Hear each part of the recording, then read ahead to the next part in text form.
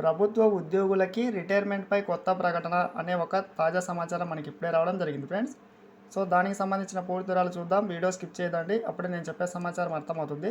మన ఛానల్‌ని first time చూస్తుంటే ఖచ్చితంగా ప్రతి ఒక్కరు సబ్స్క్రైబ్ చేసుకోండి. అలాగే మీకు వీడియో నచ్చితే తప్పకుండా లైక్ చేయండి. చాలామంది లైక్ చేయడం మర్చిపోతున్నారు. లైక్ చేయడం వల్ల ఇటువంటి ఇంపార్టెంట్ న్యూస్ మన ప్రభుత్వ ఉద్యోగులకి, పెన్షనర్స్‌కి అందరికీ చేరుకుంటుంది. సో, లేట్ చేయకుండా టాపిక్‌లకి అయితే వెళ్దాం. మెయిన్ టైటిల్ చూడొచ్చు. రిటైర్మెంట్ వయసు 64 అని చెప్పి.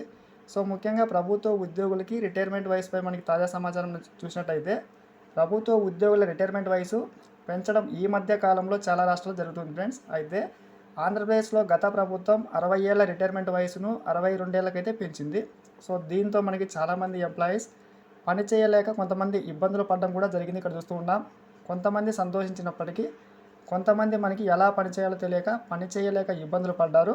సో, ఇప్పుడు ఇదే విషయంపై మనకి కీలక ప్రకటన అయితే వచ్చింది. కేంద్ర ప్రభుత్వంలో కూడా ఈ యొక్క 60 సంవత్సరాల నుంచి 62 ఏళ్ళకి పెంచాలి అని చెప్పిన నేపథ్యంలో సో, పార్లమెంట్లో కీలక ప్రకటన అయితే వచ్చింది. ఎట్టి పరిస్థితుల్లో రిటైర్మెంట్ వయసు పెంచమని 60 ఏళ్ళకే ప్రభుత్వ ఉద్యోగులు మనకి విరమణ చేయాలి అని చెప్పి ప్రకటన అయితే వచ్చింది ఫ్రెండ్స్. సో, దీనికి సంబంధించి జీవో మనం చూసినట్టయితే 1575లో పదవీ విరమణకు సంబంధించి కీలక సమాచారం కూడా అందించింది. కేవలం 60 సంవత్సరాలకే రిటైర్మెంట్ ఉంటుంది అని చెప్పి. సో, ముఖ్యంగా రిటైర్మెంట్ వల్ల మనకి భారీగా నిధులు కూడా విడుదల చేయాల్సి అయితే ఉంటుంది. ఇటువంటి న్యూస్ సబ్స్క్రైబ్ చేసుకోండి. Thanks for watching.